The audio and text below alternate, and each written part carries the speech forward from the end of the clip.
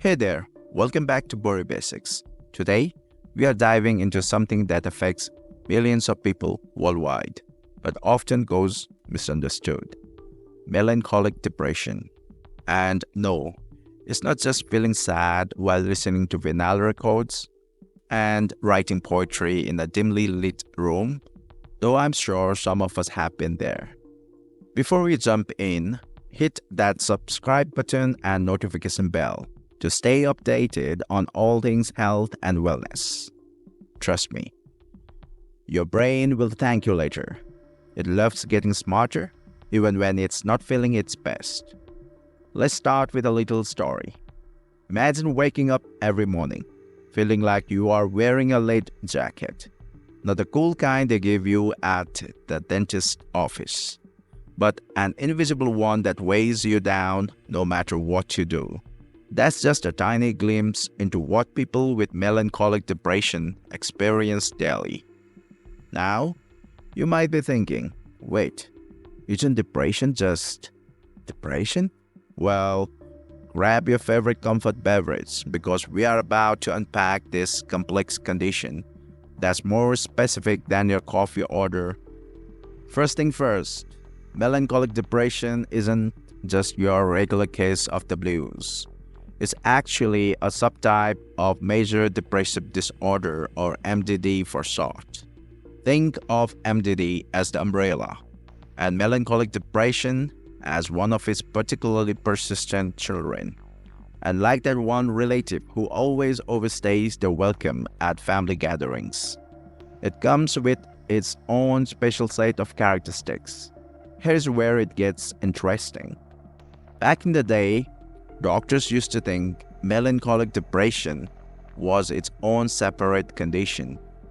But the American Psychiatric Association had a change of heart. They were like, actually, let's make this a specifier of MDD. In other words, it's like adding a special badge to your depression diagnosis that says, hey, this one's got some extra features. Speaking of features, let's talk about what makes melancholic depression unique. You know how some people can still crack a smile when they watch cute cat videos, even when they are feeling down? Well, with melancholic depression, that's not usually the case. One of its hallmark features is something called eudaimonia, fancy word alert. It basically means the inability to feel pleasure. Imagine your favorite food tasting like cardboard or your best friend's jokes falling completely flat. It's like someone turned off your pleasure switch. But wait, there's more. And unfortunately, this isn't like those late-night infomercials where more is better. People with melancholic depression often experience what we call lack of reactivity. This means that even when something genuinely good happens, like winning the lottery or finding out your crush likes you back, their mood doesn't improve. It's like being stuck in a room where someone dimmed all the lights and hid the brightness control. Let's talk about mornings. Most of us aren't exactly jumping for joy when our alarm goes off. But for people with melancholic depression, mornings are particularly tough. Symptoms tend to be worse during the early hours of the day. It's like their internal clock is permanently set to Monday morning, and not the kind where you at least have a fresh cup of coffee to look forward to. Another key feature is something that might surprise you: weight loss and appetite changes. Unlike some forms of depression, where people might find comfort in food, melancholic depression often comes with significant weight loss and a complete lack of interest in eating. Your favorite pizza could be sitting right in front of you, and you would feel about as excited as if someone handed you a blank piece of paper. Sleep patterns also go haywire, but not in the way you might expect. While some forms of depression can make people want to sleep all day, melancholic depression often causes early morning waking. Imagine your brain deciding that 3 a.m. is the perfect time to start the day, and then not giving you the energy to actually do anything with those extra hours. Now, let's talk about guilt, and not the kind you feel after binge watching an entire series in one sitting. People with melancholic depression often experience excessive or inappropriate guilt. They might blame themselves for things that are completely out of their control, like the weather, global events, or why that one plant keeps dying despite following all the care instructions. It's like having an overeager internal critic who is working overtime and needs a serious vacation. Here's something crucial to understand. Melancholic depression isn't caused by life events, like regular depression might be. You know how sometimes you can point to something specific and say, yeah, that's why I'm feeling down. With melancholic depression, it's like your brain chemistry decided to go wrong without any particular trigger. Let's talk about diagnosis, because this is where things get interesting. And by interesting, I mean about as complicated as trying to fold a fitted sheet. When someone shows up at their doctor's office with symptoms, the doctor becomes a bit like a detective, minus the cool hat and magnifying glass. They'll ask questions like, how's your morning routine going? Though let's be honest, for someone with melancholic depression, the answer is probably not, oh, I just jump out of bed and do my morning yoga while drinking green juice. More likely, it's more along the lines of, what morning routine? The doctor will also want to know about sleep patterns, daily activities, and what, if anything, brings joy. It's like a really intense game of 20 questions, except the prize at the end is potentially getting the help you need. Now, let's get to the good stuff, treatment options, because yes, there is hope. Even though melancholic depression can feel like being stuck in a tunnel where someone forgot to install the light at the end. First up, we have got antidepressants. But not just any antidepressants. People with melancholic depression often respond better to older medications like tricyclic antidepressants or MOIs. Think of these as the vintage vinyl records of the antidepressant world. They might be old school, but they often hit different. Then there is talk therapy, because sometimes you need more than just medications. It's like having a personal trainer for your mind, helping you work through those tough mental obstacles. And before you ask, no, it's not just lying on the couch talking about your childhood, though that might come up.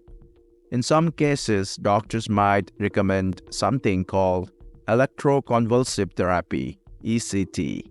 Now, before you picture something out of sci-fi movie, modern ECT is nothing like what you have seen in old films. It's more like a tune-up for your brain's electrical system when other methods haven't quite done the trick. Let's talk about some particular coping strategies, because while professional treatment is crucial, there are things you can do in your daily life to help manage symptoms.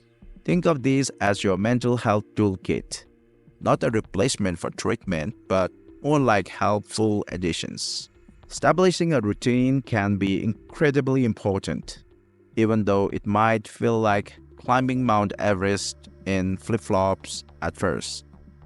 Start small, maybe just trying to get up at the same time each day, even if that time is later than what you had ideally want.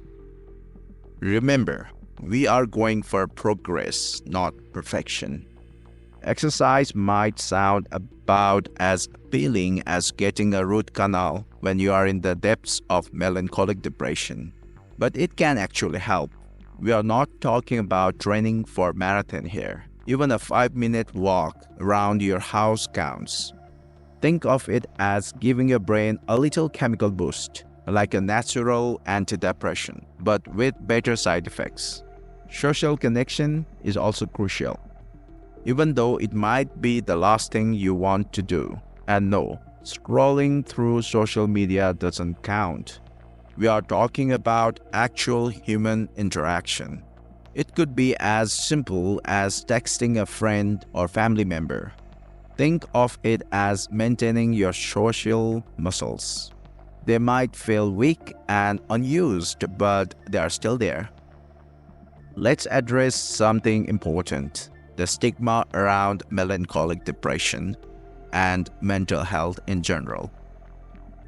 You wouldn't tell someone with a broken leg to just walk it off, right? Well, melancholic depression is just as real and valid as any physical condition. It's not a character flaw, a weakness, or something you can just snap out of by thinking positive thoughts. Here's where I want to get serious for a moment. If you're watching this and recognizing these symptoms in yourself or someone you care about, know that help is available. Mental health emergency helplines are staffed 24/7 by people who understand what you are going through. Think of them as your mental health emergency room, always open, always ready to help. For friends and family of someone with melancholic depression, your role is crucial. You might feel helpless, like you are watching someone drowning and you can't quite reach them. But your presence and support matter more than you know. Sometimes just sitting with someone in their darkness without trying to fix it is the most helpful thing you can do. Remember, recovery isn't linear. It's more like learning to dance. There might be some stepping forward, some stepping back, and occasionally stepping on your own feet. But with each attempt, you're learning the rhythm that works for you. Before we wrap up, let's do a quick reality check. Managing melancholic depression is like running a marathon, not a sprint. Some days will be better than others, and that's okay. The goal isn't to never have bad days. It's to build the resilience and support system to handle them when they come. If you have stuck with me this far, you are probably either dealing with melancholic depression yourself, know someone who is, or are just really interested in understanding the mental health better. Whatever brought you here, I hope this video has helped shed some light on this complex condition. Remember to consult with healthcare professionals for proper diagnosis and treatment. They are like your personal mental health GPS. They can help you navigate this journey and find the right path for you. That's it for today's deep dive into melancholic depression. If you found this video helpful, don't forget to like, subscribe, and share it with anyone who might benefit from understanding this condition better. Drop a comment below if you have any questions or experiences you would like to share. Remember, you are not alone in this. This is Body Basics, where we make complex health topics simple and accessible. Stay healthy, stay informed, and I'll see you in the next video. Goodbye.